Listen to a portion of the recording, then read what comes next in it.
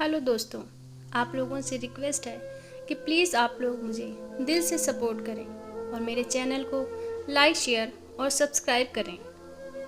एक गुरु और शिष्य जंगल से होते हुए अपने गांव जा रहे होते हैं। अंधेरा काफ़ी हो चुका था। शिष्य ने अपने गुरु से कहा कि गुरु जी, काफ़ी रात हो चुकी है, अगर आप कहें तो आज की रात यहीं आसपास के किसी गांव में गुजार लें। गुरुजी ने अपना सिर हिलाया और वो आसपास के गांव में एक छोटे से घर के पास जाकर रुके। अब जैसे ही वहां गए तो गुरुजी के शिष्य ने दरवाज़ा ठकठकाया। उस घर से एक आदमी बाहर आया तो गुरुजी ने बोला, हम अपने गांव जा रहे थे, लेकिन काफ़ी रात होने की वजह से हमने इसी गांव में रुकने को सोचा। क्या हम आज रात आपके यहाँ रुक सकते हैं? गरीब आदमी बोला, हाँ क्यों नहीं, आप दोनों अंदर आ जाइए।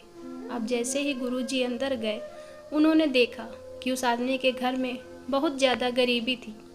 गुरुजी ने उससे पूछा कि आप काम क्या करते हो? वह गरीब आदमी बोला, मेरे पास बहुत सारी ज़मीन है। तो गुरुजी ने बोला, अगर तुम्हारे पास बहुत सारी ज़मीन है तो इस तरह से क्यों रह रहे हो? वह आदमी बोला, यह किसी काम की नहीं। गांव वाले बोलते हैं कि ये बंजर ज़मीन है, यहाँ पर कुछ भी नहीं उगाई जा सकती और वहाँ फसल उगाना बहुत बड़ी बेवकूफ़ी है। गुरुजी ने बोला कि तुम्हारा गुजारा कैसे होता है? उसने बोला कि मेरे पास एक भैंस है जिससे मेरा पूरा घर चलता है। यह सुनने के बाद गुरुजी सो जाते हैं और रात में जब सब सो जा रहे होते हैं तब गुरुजी अपने शिष्य को उठाते हैं और उस गरीब आदमी की भैंस लेकर अपने गांव चले जाते हैं।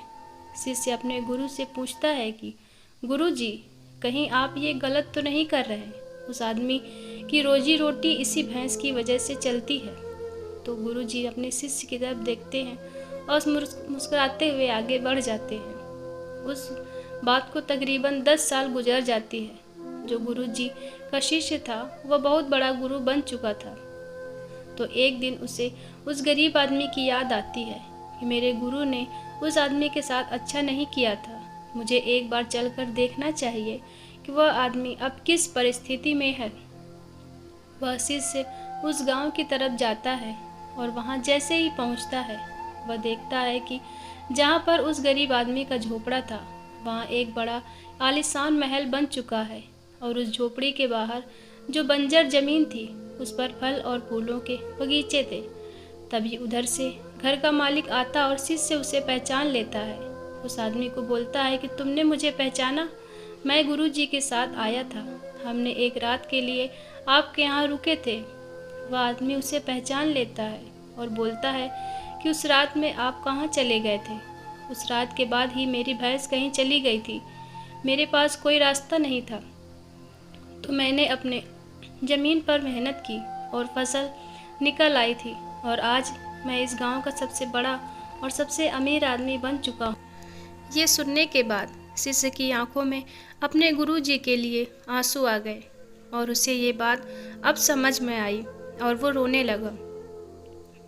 इस कहानी से हमें ये सीख मिलती है कि हमारे अंदर ऐसी बहुत सी टैलेंट छुपी हुई है, लेकिन हमें कोई ना कोई चीज़ रुका कर रखी है। वो आपकी फैमिली वाले भी हो सकती हैं, आपको जॉब भी हो सकती है, कुछ और भी हो सकता है। देखिए, आपके पास भी तो भैंस जैसी कोई दूसरी चीज़ तो नहीं जिसने आपको आगे बढ़ने से रोक कर रखा है।